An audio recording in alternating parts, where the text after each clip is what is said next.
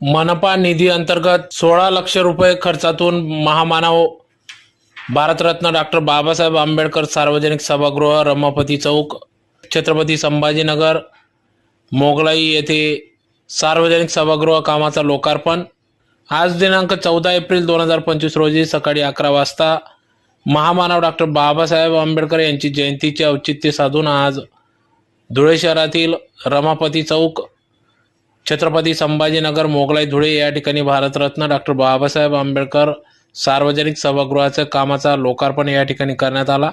गेल्या अनेक वर्षापासून या ठिकाणी नागरिकांची मागणी होती, ती कामाची मागणी पूर्ण करत या ठिकाणी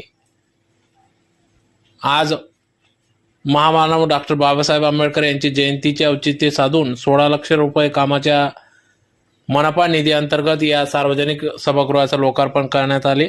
तर या कार्यक्रमाप्रसंगी आमदार अनुप अग्रवाल, माजी खासदार डॉक्टर सुभाष भामरे, माजी आमदार राजवर्धन कदम बांडे, महानगराध्यक्ष गजेंद्र अंपडकर, माजी सभापती सुनील बैसाने, माजी सभापती सौ किरणताई राकेश कुलेवार, नगरसेवक हर्षकुमार रेलन, नगरसेवक कशिश उदासी, गुलशन उदासी यांच्या प्रमुख उपस्थितीत सदर हा कार्यक्रम पार पडला। तर यावेळेस या कामाचे सूचक म्हणून कोंडाजी विजय व्यायामशाळा छत्रपती संभाजीनगर अध्यक्ष राकेश पैलवान कुलेवार, कोषाध्यक्ष भारतीय बौद्ध महासभा मोहन सूर्यवंशी सर यांनी सदर या काम सुचवले होते। तर सदर काम मनपा निधी अंतर्गत पूर्ण करण्यात आले, त्याचा लोकार्पण आज करण्यात आला।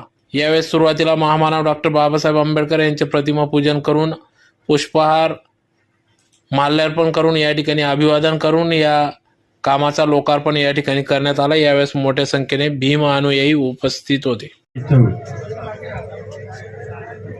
यांच्या माध्यमातून ध्यान साधना केंद्राच्या उद्घाटनाच्या प्रसंगी नगरसेवक आहेत,